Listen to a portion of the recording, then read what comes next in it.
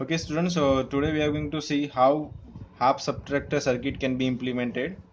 So normally if we see the concept of half subtractor, it is generally used for the subtraction of 2 bits. So it is used for the subtraction of 2 bits.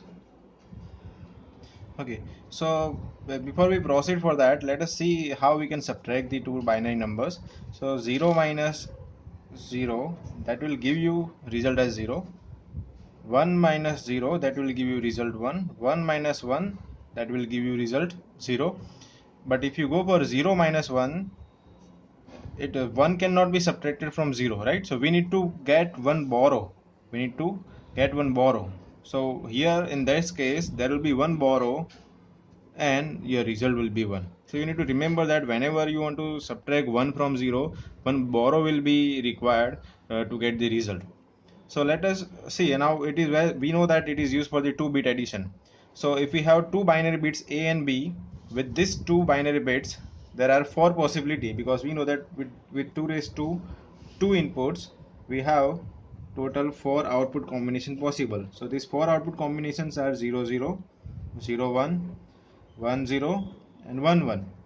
Now we are going for the process of difference here. We are finding the difference here. So output will be difference, and if borrow is generated, then we are getting the output as borrow here.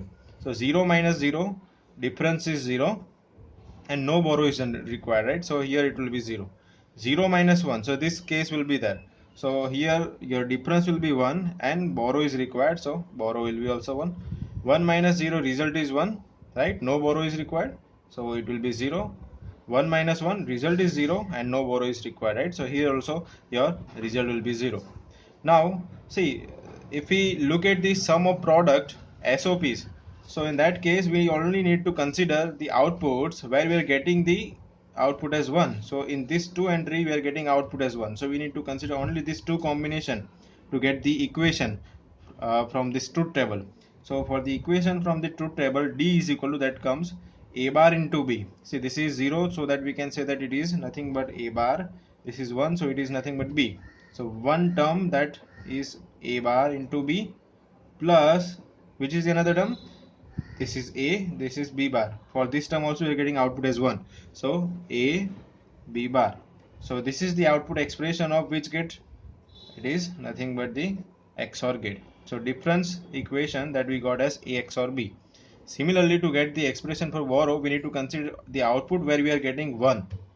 So here we getting output 1, only which case? For it is for A bar B. So equation for B, that becomes A bar into B. So friends, we got two equations, one for difference and this is for borrow.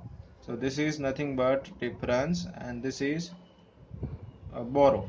So with these two equations, let us go for the circuit implementation. Okay, so if we see the circuit implementation, these two equations were there. One is A XOR B, another is A bar dot B, right? So for the multiplication, we know that we are using which gate? AND gate.